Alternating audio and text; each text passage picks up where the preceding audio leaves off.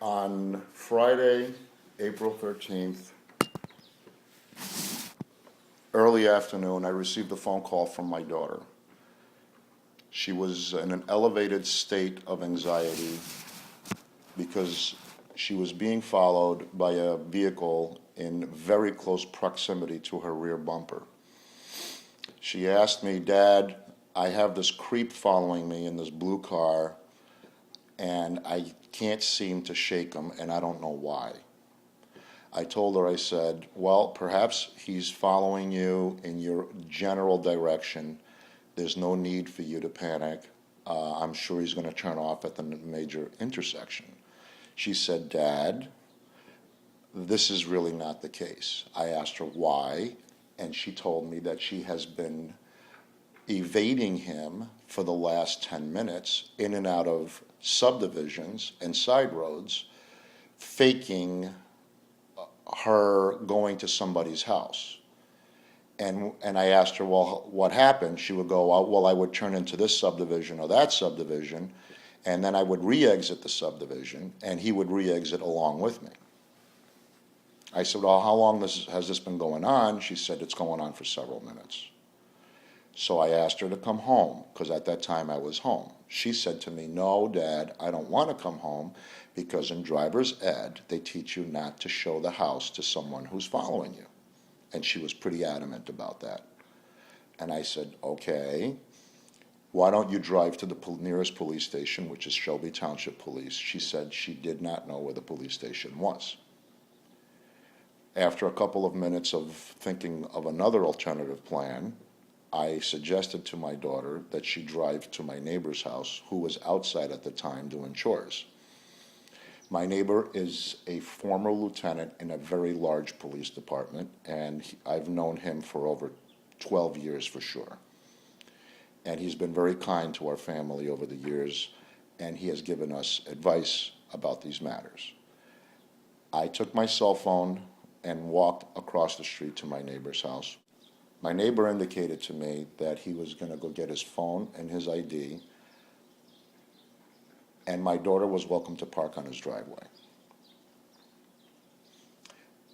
At which point, my daughter made a right-hand turn into the area where we live, of our subdivision, and sure enough, this guy was riding a foot off of her bumper.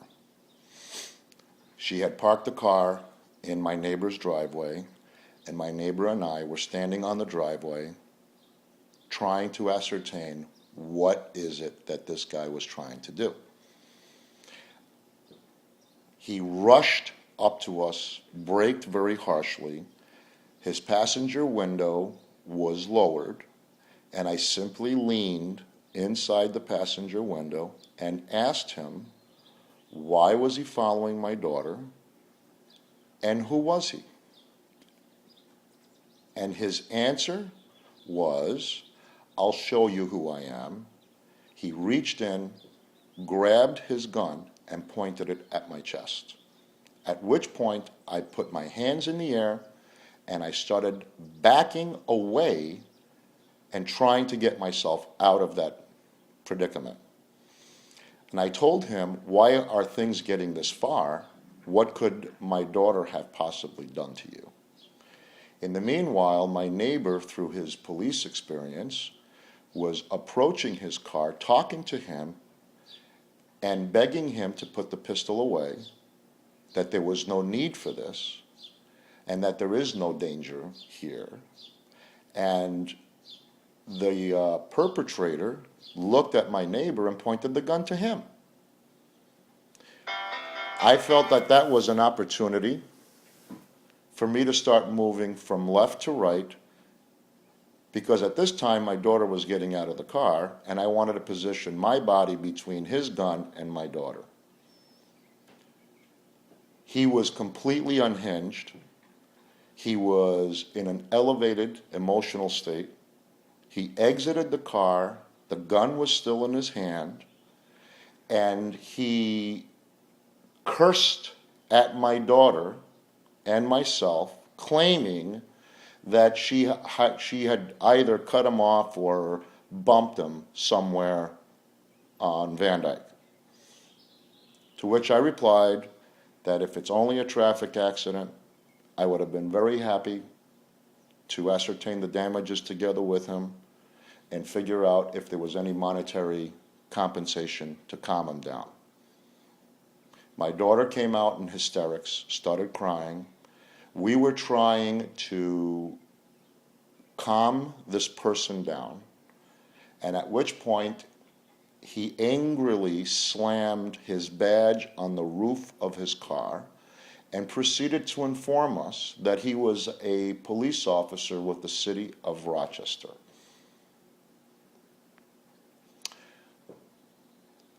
At that point, I said to him, well, if you're a police officer, then everything is good.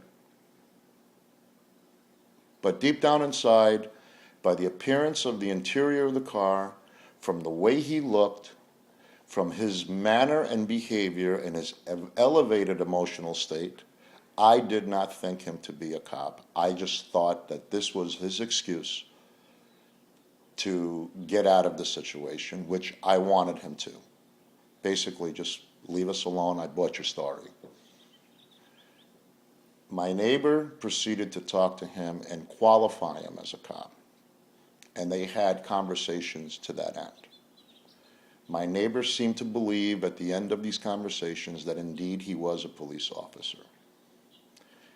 While the two of them were talking, I slowly, with my hands raised, backed out of the situation, took my daughter, and went home. And that's exactly what happened. My neighbor talked to him for a few more minutes, after which he got back in his car and he left. Was there an altercation? I didn't even have time to react. Because you see, he was driving so close to my daughter's car that by the time my daughter parked, I had him right in front of me. And because I deferred to the expertise of my neighbor, I was actually expecting my neighbor to handle this, not me. And the only thing I did was lean from a standstill position. I didn't even approach the car or anything, and just asked him, why are you following my daughter? And I was actually very polite about it. And that's what happened. By the time I asked him the one question, I had the gun pointed at my chest. What was that like? I mean, tell me about the fear and terror. I was absolutely shocked. My whole body went into shock. I remember staring down the barrel of his gun, of which a description I gave to the police. And I couldn't understand why is it that I was about to get shot. I just couldn't comprehend what is it that I did. And how is it that this trouble came to my house? And the very first thought that crossed my mind was, oh my God, my daughter is only a couple of feet away from me. And so the best thing I could do at this point is at the very least, position my body between him and my daughter, which is what I did. And I figured that if anybody was going to get shot, it was going to be me. And further, my elevated state of terror came in when he pointed the gun to my neighbor. And at that point, there was a few seconds of absolute panic. How is your daughter doing? She's coping with it, would be probably a better way to put it. She has feelings of guilt for, you got to remember she's underage, she's 16. She's only been driving for 6 months, and she really didn't have any clue as to what was really happening. And so she's, I guess, trying the best she can to put it out of her mind. But she does feel guilt because she feels that she's endangered her father through some action of her own, when in fact there was no action. Did they ever get in an accident? No, they did not. There was no damage to either vehicle. In my mind, what's even more alarming is that what would he have done to my daughter had he caught up with her alone? See, this officer did not call Shelby Township Police, as is protocol. He took it upon himself to follow somebody and stalk them for the better part of 15 minutes. He was fully aware that she was a young lady because their eyes met at some point while they were chasing each other down certain boulevards. Why did he persist? What was his final intent? And given the circumstances and given what he did to me and my neighbor, one only can think that he was up to no good. Because after all, what was he going to do? He's in a different jurisdiction. He's in an unmarked car. What was he going to do to her? How do you process what he did? In my opinion, this is habitual with this individual. I can only give you my opinion. In my opinion, I think that he's a bully, and I think that this is a culture with him. I think that he was on some kind of a power trip. I think he wanted to show or teach someone a lesson, and he's used to doing this. Yes, he was mad. Yes, he was elevated. But at no point after the entire incident did he show remorse. Did he apologize? Did he do anything? This guy was in control of the entire situation from start to finish, up until the time he got in his car and he left my neighborhood.